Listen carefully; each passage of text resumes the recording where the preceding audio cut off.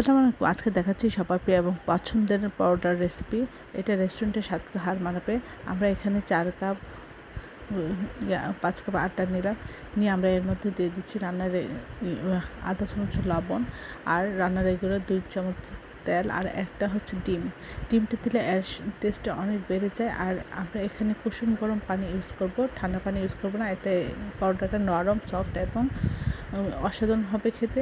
আশা করি আপনারা এই টিপসগুলি ফলো করবেন।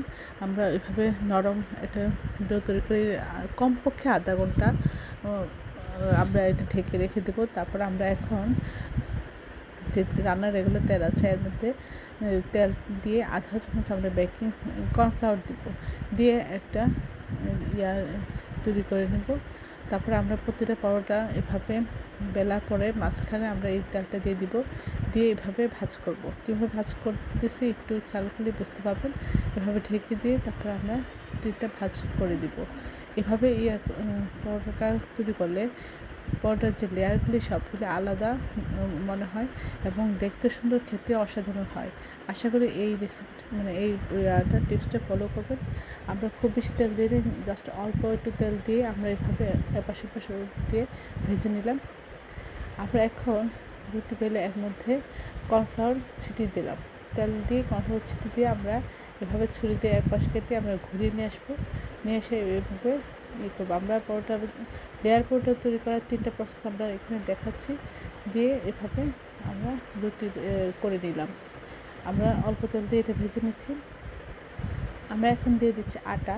আপনারা চাইলে আটা দিয়ে ওইভাবে করতে পারেন, তারপর লেয়ারটা বোঝা যাবে।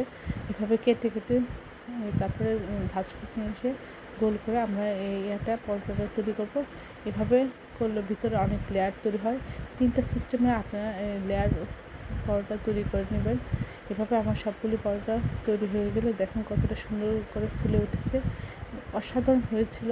সবাই খেয়ে এতটাই খুশি হয়েছিল যে বলার বাইরে। আশা করি আপনারা আপনাদের প্রিয়জনকে এইভাবে সুন্দর করে মজার তৈরি করে দেবেন।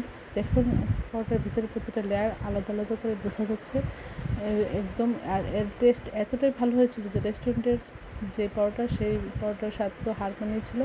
আশা করি আপনি এইভাবে বাসায় একবার হলেও ট্রাই করুন। সবার চ্যানেলটি লাইক শেয়ার দেবেন, সাবস্ক্রাইব করবেন, প্রিয়জনকে বেশি বেশি করে শেয়ার দেবেন। আমার চ্যানেলে সব রকম রান্নার রেসিপি রয়েছে, আশা করি